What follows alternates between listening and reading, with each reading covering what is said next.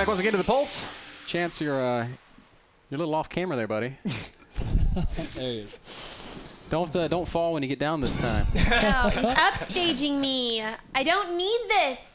I don't need this. Chance said that he can keep track of the poll questions, so. God, what a troll. Such a troll. Speaking of poll questions, before we went to the break, we asked you guys if you would spend a couple bucks on a Chance player portrait. I personally would because he's so damn handsome.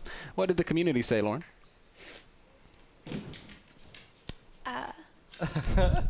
One job, No, Lauren. you know. Okay, repeat your question. I'm ready. Can we just come back to my camera real quick? We're gonna start this from the top. Welcome back to the Pulse. Before the break, we asked you guys if you would spend a couple of bucks on a Chance player portrait. I personally would because he's so damn handsome. What did the community say, Lauren? The community said yes, that they would, in fact. Yes. Yes. And that is a home run. Only 2 takes. She said yes. All right. Now we just have to cut all that stuff out in the edit for the live show. No, wait. For the podcast. We'll do it live. Last words. Oh, man. All right, guys. So as we sometimes like to say, StarCraft II is our esport, but it's not the only esport. There's actually so much that goes on around the entire esport industry and around gaming in general. And for news on that, we're going to let Clutch bring us up to speed.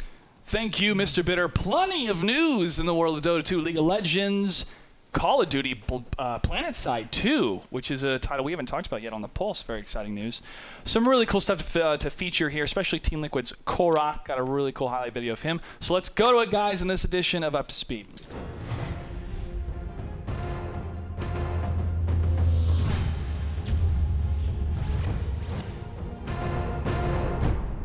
Welcome to Up to Speed, where we catch up to the world of esports and gaming. First off, League of Legends. The League of Legends Season 3 Championship Series European teams have been determined. They are Gambit Gaming, SK Gaming, Evil Geniuses, Copenhagen Wolves, Against All Authority, Giants Gaming, Fnatic, and Dragonborns. In the regular season, each team plays the other 7 teams in their region 4 times each in a best-of-1 format, totaling 28 games. Thursday and Friday will feature the North American teams, where the broadcast for Saturday and Sunday will be EU. The broadcast will be available on Twitch, YouTube, and the newly announced Azubu TV. The regular season kicks off this Thursday, February 7th. In Dota 2 news, the raid called Dota 2 League Season 2 continues. Team Liquid versus Virtus Pro was the first match for this week. Team Liquid went for 3 heroes in the bottom lane. This tri-lane method was a gamble, with Korok farming a Storm Spirit. Did it pay off? Let's find out. Gonna make it.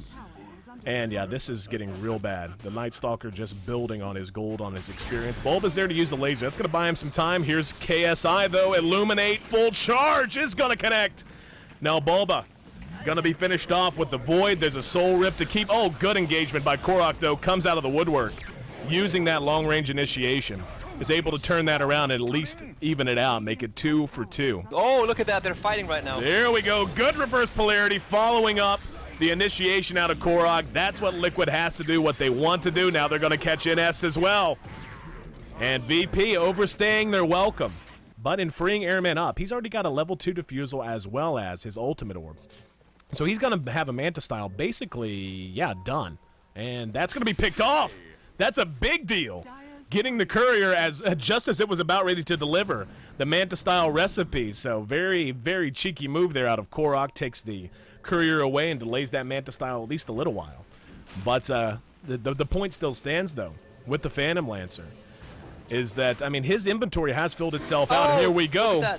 We're going to have the NS taking some damage. He's going to be locked in. Down goes the Tombstone, and wow, they catch all 3. Here comes the March of the Machines. Mechs can only do so much. 1 drops, 4 staff. Trying to get Santa away. The next target, the Night Stalker. He dips into the woods looking for safety. A little bit too aggressive in my mind. They could have been more effective in their trade right there if they just backed out. As soon as they see the buyback, should have backed out. And now the fight's going on again. VP smell blood. Yep, there we go. The root locking him in place. There's a good Soul Rip, though, keeping him up. Scythe, he tanks through that as well. And the Skewer pulls 2 back, pulling them back into that March of the Machines. Bulba being focused down by Airman now. Korok trying to oh, Airman's going to be rooted down. The real one found out and focus fired down. That's 3 Team down. Liquid is able to take the series 2-0 over Virtus Pro. Looking at the rest of the series for this week, Fnatic versus No Tidehunter. Fnatic wins 2-1. And Mouse Sports versus Natus Vincere happens this weekend. Make sure to check out the VODs and the live stream, twitch.tv/OneMoreGameTV2. In a separate tournament for Dota 2, the Defense Season 3 has now entered the bracket stage. 16 teams have qualified. Let's take a look at the brackets. In the upper bracket, Mouse Sports, Fnatic EU, both undefeated in groups. Team Dignitas, No Tidehunter, 3D Max, Team Empire, Virtus Pro, and Evil Geniuses. Taking a look at the lower bracket, Team Liquid, Redefining Madness, DD, Absolute Legends, 4FC, Absolute Legends Academy, Na'Vi, and Gamer University. For more information, check out the website joindota.com. In first-person shooter news, Planetside II has announced its partnership with Major League Gaming for the year 2013. Planetside II is a massive multiplayer online first-person shooter released in 2012. It is an open-world type mechanical game with 3 factions vying for control of different territories. Huge battles up to 2,000 people featuring infantry, vehicles, and air combat make up the core of the game. How can such a large-scale game fit into the competitive scene? I sat down with creative director Matt Higbee of Planetside II to find out. Matt Higbee, the creative director for Planetside II, is joining me. Thanks for being here. Hey, thanks for having me. First question, what sort of potential does Planetside II have or see in the world of esports? We made a game that from the get-go we decided we wanted to be a serious competitive title. Even though it's an MMO FPS, to me what you need to have in esport is a truly competitive gameplay experience and a compelling viewership experience that allows personalities to sort of show themselves and create fans. And I think with Planetside II, we have both of those things in spades. By definition, Planetside II is a massive multiplayer online first-person shooter. Since it's such a huge scaled game at its core, involving so many people on so many different servers, how can this be competitive? How can it be locked down into a competitive scene? One of the biggest things that we need to create as a feature is a better viewership experience, something that allows people to really contextualize the massive combat that they're having and be able to watch that and consume it and enjoy it. You would have, obviously, limitations on how many players could participate in a match at a given time. We will be creating specific arena maps that have objectives, that have clear win-loss conditions. One of our key goals is to also make sure that it all connects back into the game itself and not just have the most competitive, best players in Planetside 2 off queuing somewhere for a tournament mode all the time. We want the thing that makes you eligible to participate in the tournaments actually be accomplishments within the meta game of Planetside 2 itself. The spectators that are attending MLG Dallas happening in March, what can they expect to see from Planetside 2 at this event?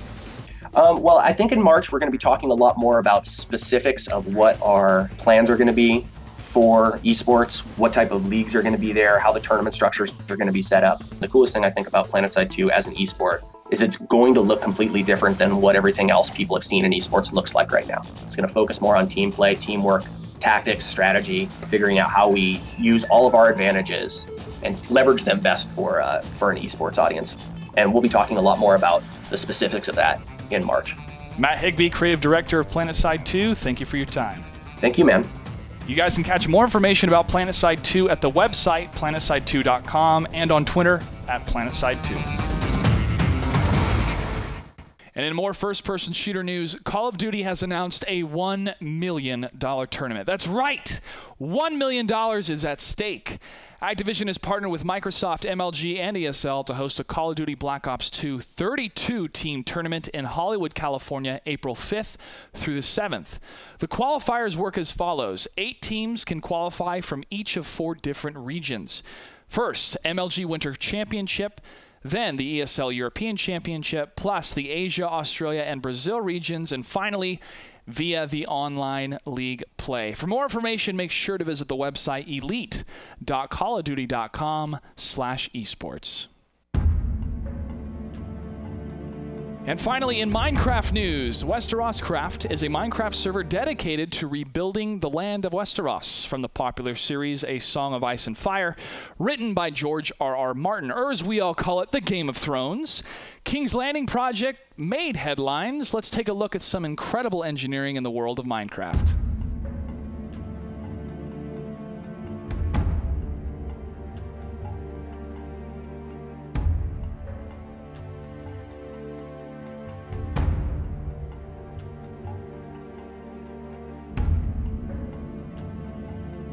And that does it for our quick trip around the world of esports and gaming. I'm Clutch, and you are up to speed.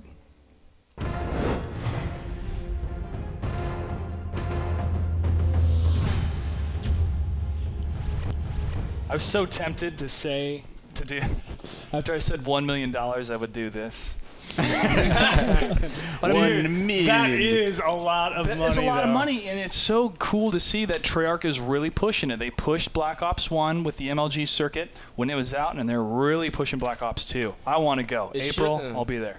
It's just so eerie how there's such a similarity between StarCraft II and League of Legends and Halo versus Call of Duty. Because like now, Call of Duty, everyone's saying that, oh my God, Call of Duty, the developers, Treyarch are doing it right. You know, they're doing regional qualifiers. They're hosting a big $1 million tournament. It's just so weird because the communities are also interacting the same way. Oh my God, like, you know, like you're new because you play Call of Duty, instant respawn, spam, spray, and pray. Like, I would poop on you any day, you know, that kind of stuff. So it's just so weird that comparison. That was a good internet impression. I'm gonna use it.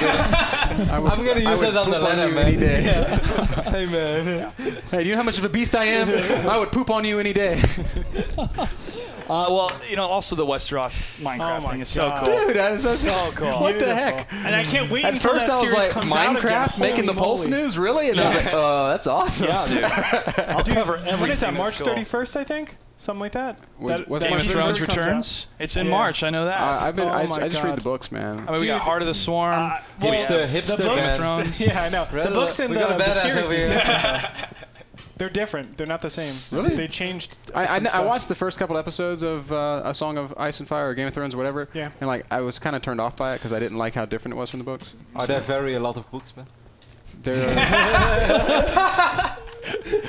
For someone who reads that many books, I'm surprised. I don't know how many of them. There's like 4.